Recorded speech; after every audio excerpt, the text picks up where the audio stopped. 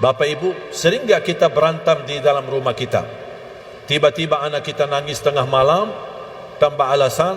Tiba-tiba ada masalah kecil dalam rumah kita, kok jadi masalah besar sampai terucap talak.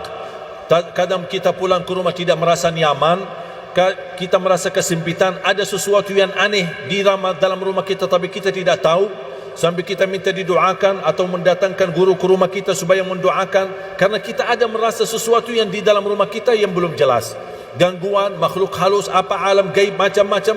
Tahu enggak sebabnya apa itu semua? Ini sebabnya semua, termasuk anak-anak kita yang bandel, rewel, tidak bisa diam dan bisa menuruti orang tuanya. Itu semua gara-gara ada banyak syaitan dalam rumah kita. Banyak syaitan dalam rumah kita. Sebab adanya banyak syaitan, kehilangan barakah, rahmat dan kehilangan keberkahan dan kemuliaan dari Allah SWT. Obatnya apa? Obatnya sudah disabdakan oleh Rasulullah SAW. Alaikum iqra'u surat al-Baqarah. Al-baytu alladhi tuqra'u fihi suratul Baqarah yafirru syaitanu min. Rumah yang di dalamnya bacakan suratul Baqarah, syaitan bakal kabur, lari. Lari dari rumah yang ada bacakan dalamnya suratul Baqarah. Boleh baca, boleh setel. Dan lebih baik kita baca. Lumayan panjang suratnya, ya memang lumayan panjang. Kalau tidak bisa khatam dalam satu hari, tak apa-apa, 2 hari, 3 hari, nanti bersambung sampai selesai. Begitu selesai, ulang lagi, menjadi kebiasaan dan rutin. Saya punya ibu, setiap hari khatam suratul Baqarah. Setiap hari khatam suratul Baqarah. Oleh kerana itu, nikmat. Cuba Bapak Ibu, kalau amalkan amalan ini, insya-Allah Allah lindungilah keluarga kita. Akan menjadi nikmat dan harum. Baru berkata, rumahku surgaku, karena keberkahan suratul Baqarah. Jangankan suratul Baqarah bisa membawa keberkahan, satu ayat di dalam suratul Baqarah, ayat kursi. Apa kata Rasulullah SAW? Man qara'a ayatul kursi dubura kulli salatin laysa bainahu wa bainal jannati illa an yamut. Barang siapa yang baca ayat kursi setiap habis salat, tidak ada sesuatu yang mampu menghalanginya, dijamin masuk surga. Subhanallah. Satu ayat jaminan masuk surga. Gimana kalau suratul Baqarah semuanya? Gimana 30 juz Al-Quran?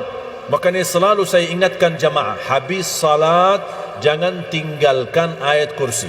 Astaghfirullah, astaghfirullah, astaghfirullah, Allahumma antas salam wa minkas salam, dan seterusnya sampai akhir. Baca ayat al-kursi. Sibuk, ada rapat, ada meeting, mepet waktunya, buru-buru, tak apa-apa, baca ayat al-kursi. Habis itu tinggalkan masjid, musallahnya, pergi.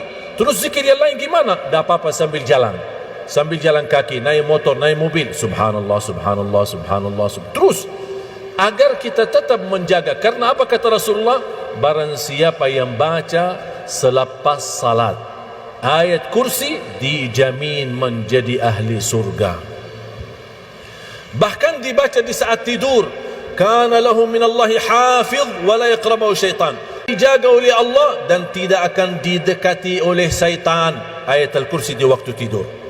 Anak-anak kita sudah terlanjur tidur, belum baca ayat kursi, boleh ibu-ibu, bapa-bapa bacakan. Sambil usap kepalanya, usap wajahnya, usap badannya, membaca ayat kursi. Allah lindungi anak kita dari mimpi buruk, dari godaan, dan tidak akan didekati oleh syaitan.